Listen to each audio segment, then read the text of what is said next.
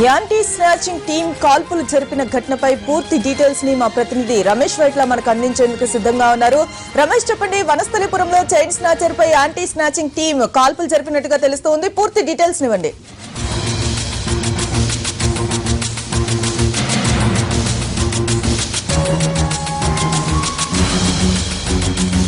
Right, మరి కాసేపట్లో సాంకేతిక కారణాల వల్ల రమేష్ లైన్లోకి రావలేకపోయారు. హైదరాబాద్ లో చైన్ స్నాచర్లు రెచ్చిపోతూ ఉన్నారు. పోలీసులు కఠిన చర్యలు తీసుకుంటున్నా కూడా స్నాచింగ్ లో ఆగడం లేదు. సీసీ కెమెరాలు, ప్రత్యేక టీంలు వెంటాడుతూ ఉన్నా కూడా స్నాచర్లు బెదరడం లేదు. రోజు రోజుకు పెరిగిపోతున్న స్నాచింగ్స్ తో మహిళలు కాలు బయట పెట్టాలంటేనే వణికిపోతూ ఉన్నారు. రాత్రి ఒకేసారి 2 ప్రాంతాల్లో చైన్ స్నాచింగ్స్ జరిగాయి. ఇవాళ అల్వాల్లో కూడా చైన్ స్నాచింగ్ కు పాల్పడ్డారు దుండగులు. మరోవైపు హైదరాబాద్ వనస్థలిపురంలో చైన్ స్నాచింగ్ జరుపుతూ ఉండగా ఇది గమనించిన యాంటీ స్నాచింగ్ టీం కాల్పుల్ని జరిపింది.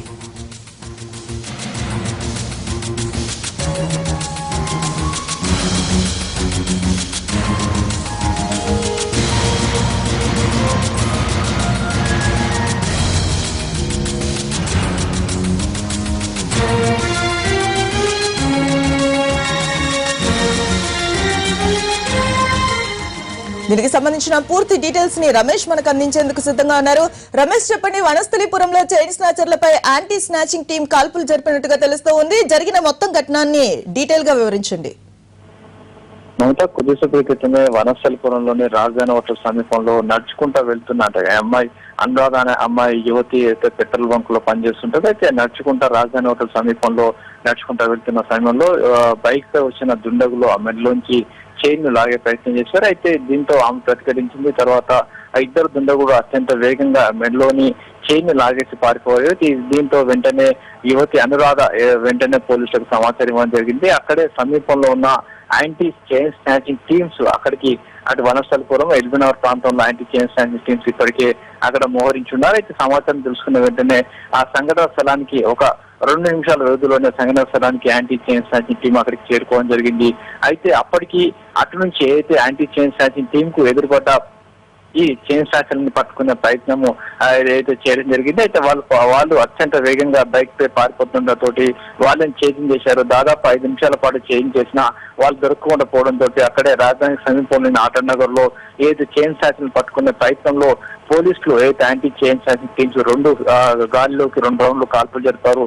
అయితే చైన్ స్నాచర్లు మాత్రం అత్యంత వేగంతో వాళ్ళు పారిపోయారు. అయితే ఇటువైపు ఈ సంఘటన జరిగిన వెంటనే అటు ఎల్బీనగర్ డివిజన్ మొత్తం సంబంధించిన పోలీసు అధికారులు మొత్తం ఆ చుట్టుపక్కల ప్రాంతాలు మోహరించారు. అన్ని ప్రాంతాలు కూడా తీవ్రంగా గాలింపు చర్యలు చేపడుతున్నారు. అయితే మహిళ సంబంధించి వివరాలను చూసినట్లయితే హౌస్ వైపు తర్వాత ఇక్కడ సమీపంలోని ఒక పెట్రోల్ బంక్ దగ్గరికి తన వాళ్ళని కలిసేందుకు వెళ్తున్న సమయంలో ఈ చైన్ స్నాచింగ్ జరిగింది. అయితే చైన్ స్నాచర్లు బ్లాక్ పల్సర్ తో వచ్చినట్లుగా అధికారులు గుర్తించారు. దీనికి సంబంధించి ఆ చుట్టుపక్కల అన్ని ప్రాంతాలు కూడా ప్రస్తుతానికి బ్లాక్ పల్సర్ వెహికల్స్ ఏదైనా ఉన్నదా అన్న దానిపై ప్రస్తుతానికి అధికారులు ఇప్పటికే మొత్తంగా గాలింపు చర్యలు చేపడుతున్నారు. అయితే ఇప్పటికీ దాదాపుగా సైబరాబాద్ పరిధిలో 55 ఏదైతే వెపన్స్ తో కూడిన టీమ్స్ ను ఏర్పాటు చేయడం జరిగింది. వీళ్ళకు యాంటీ స్నాచింగ్ టీమ్స్ గా ఏర్పాటు చేశారు.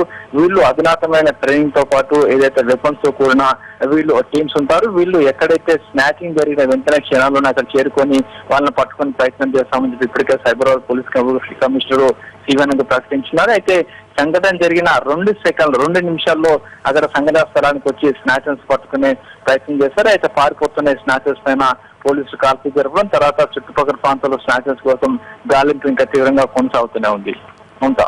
రైట్, థ్యాంక్ యూ రమేష్, సమాచారం అందించినందుకు. రైట్, ఈ ఘటనకు సంబంధించిన మరిన్ని డీటెయిల్స్ మనకి రాధాకృష్ణ అందించేందుకు సిద్ధంగా ఉన్నారు.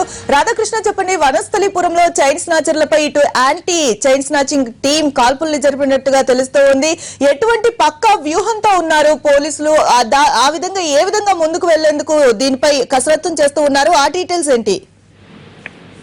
పట్టపగలే ఇటు పోలీసులకు మహిళలకు ఇబ్బందిగా మారిన చైన్ స్నాచర్లకు చెక్కు పెట్టేందుకు ప్రధానంగా సైబరాబాద్ పోలీసులు యాంటీ టీం ని ఏర్పాటు చేయడం జరిగింది. వీళ్ళకి గత కొద్ది రోజులుగా గల్లీపేట వద్ద వీళ్ళకి ట్రైనింగ్ కూడా ఇవ్వడం జరిగింది. చైన్ స్నాచింగ్ ఎప్పుడు జరిగినప్పుడు ఎలాంటి జాగ్రత్తలు తీసుకోవాలి, వాళ్ళని ఏ విధంగా పట్టుకోవాలి. ఒకవేళ వాళ్ళు దాడులు చేస్తే వాళ్ళని ఎదురు దాడి ఏ విధంగా చేసి వాళ్ళని అదుపులోకి తీసుకోవాలన్న దానిపై వాళ్ళకు ట్రైనింగ్ ఇవ్వడం జరిగింది. ఇవాళ దానికి సంబంధించి anti snatching team Hayat Nagar లో 2 స్నాచర్లపై కాల్పులు జరపడం జరిగింది. హయత్ నగర్ హుడా సాయి నగర్ కాలనీలో నివాసం ఉంటున్న మహిళ రోడ్డుపై నడుచుకుంటూ వెళ్తున్న సమయంలో వెనుక నుండి బ్లాక్ కలర్ పల్సర్ పై వచ్చిన 2 వ్యక్తులు మహిళ మెడ నుంచి గొలుసు లాగి పారిపోయే ప్రయత్నం చేశారు.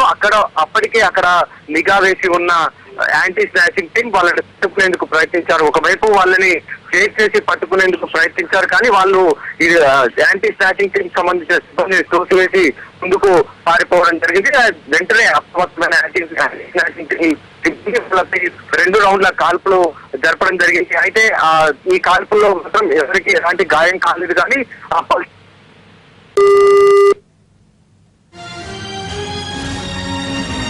రైట్, అనివార్య కారణాల వల్ల సాంకేతిక ప్రాబ్లమ్స్ వల్ల ఫోన్ లైన్ కట్ అయిపోయింది.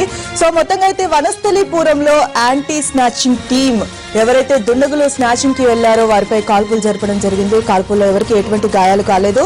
మొత్తంగా ఎక్కడికక్కడికి పోలీసులందరూ కూడా యాంటీ స్నాచింగ్ టీమ్స్ ని డిప్లాయ్ చేయడం జరిగింది. హైదరాబాద్ లో చైన్ స్నాచర్లు రెచ్చిపోతూ ఉన్నారు. పోలీసులు కఠిన చర్యలు తీసుకుంటున్నా కూడా చైన్ స్నాచింగ్ అనేవి ఆగడం లేదు. సీసీ కెమెరాలు, ప్రత్యేక టీంలు వేటాడుతూ ఉన్నా కూడా ఈ స్నాచర్లు బెదరడం లేదు. రోజు రోజుకు పెరిగిపోతున్న స్నాచింగ్స్ తో మహిళలు కాలు బయట పెట్టాలంటేనే వణికిపోతూ ఉన్నారు. రాత్రి ఒకేసారి 2 ప్రాంతాల్లో చైన్ స్నాచింగ్స్ జరిగాయి. ఇవాళ అల్వాల్లో కూడా స్నాచింగ్ కు పాల్పడ్డారు దొంగలు. అయితే మరోవైపు ఇటు హైదరాబాద్ వనస్థలీపురంలో చైన్ స్నాచింగ్ జరుగుతూ ఉండగా ఇది గమనించిన యాంటీ స్నాచింగ్ టీం కాల్పుల్ని జరిపింది.